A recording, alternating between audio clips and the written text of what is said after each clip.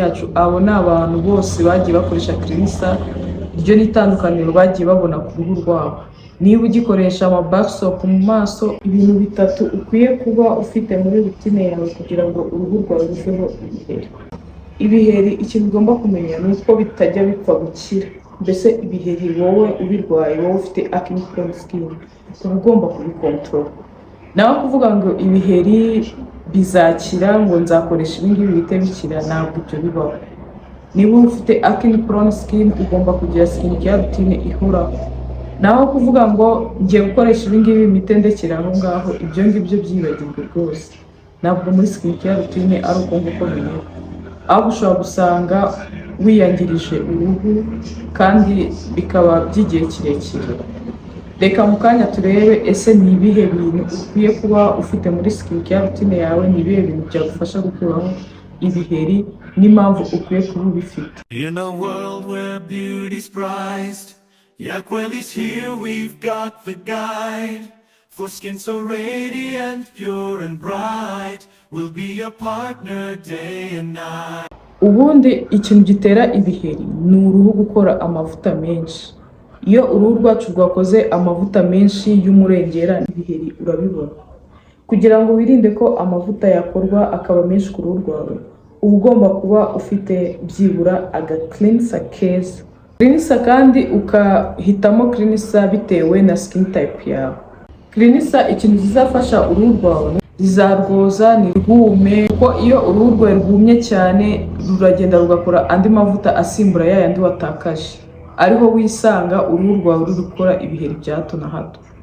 Kugira ngo rero wirinde icyo kintu cy'uko amavuta yakorwa ari menshi ku ruhu, wirinde ikintu cyose cyakumisha uruhu, wirinde ikintu cyose cyakubura uruhu rwawe. Cleanser niyo mpamvu iza mu bintu bya mbere bifasha benshi gukuraho ibiheri. Nk'uko ubibona hano kuri screen yacu, abo ni abantu bose bagiye bakoresha cleanser. Iryo ni itandukaniro bagiye babona ku ruhu rwabo. Niba ugikoresha ama bar soap mu maso, rwose ndakurahiye ntabwo ibiheri byawe bizakira. Hari video twigeze gukora uyirebe, twarayikoze twerekana uburyo ki ama bar soap aba afite pH nini cyane, bigatuma uruhu rwacu rwumagara, bigatuma uruhu rwacu rukora ya mavuta y'umurengera. Kandi ayo mavuta y'umurengera niyo tugomba kwirinda kugira ngo skin zacu zigire ubuzima bwiza, skin zacu zirinde gukora bya biheri bya hato na hato. Ikindi kintu ukeneye muri rutine yawe ni exfoliation kabiri mu cyumweru. Kabiri mu cyumweru, urengeje aho ngaho uruhu rwawe uri kurwangiza. Exfoliation ifasha uruhu rwawe kuba rwavamo za pores, kumwe amavuta ukoresha aba yaragiyemo imbere akihomamo. Exfoliation iragenda ikabikuramo, kubera ko iyi ngiyi irimo na BHAs zigenda zikageramo imbere, irimo salicylic acid.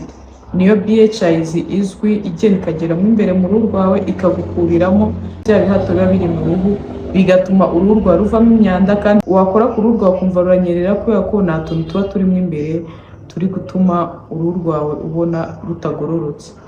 Rero niba ushaka skin nziza itariho ibiheri, exfoliation ikorwa kabiri mu cyumweru. Kandi ukirinda ibintu bya scrub mu maso. Scrub ikora exfoliation ku mubiri, naho exfoliation nziza mu maso ni ama exfoliation toner. Kubera ko iyo ukoresheje scrub nanone ushobora gutonyora bya biheri byawe biri ku ruhu rwawe, noneho bikanakwirakwira n'ahandi.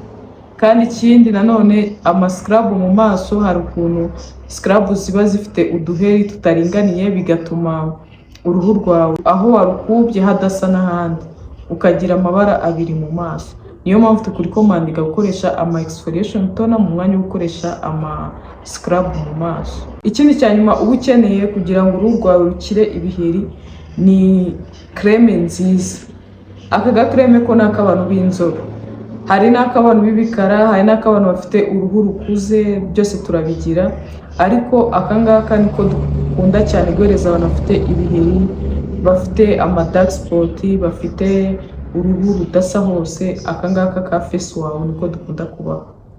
Iyo rero utisize mu maso, ikintu kizakubaho nuko uruhu rwawe nanone uri kurwumisha. Waba ufite oil skin, waba ufite dry skin, waba ufite iki, kwisiga ni ingenzi cyane. Iyo utisize nawe uzabibona, ubyuka ufite amavuta menshi. Kandi twabibonye ko amavuta menshi ari cyo kintu gituma uruhu rwacu rukora ibiheri bya hato na hato. Rero niba ushaka kwirinda ibiheri, koresha amavuta yawe buri munsi.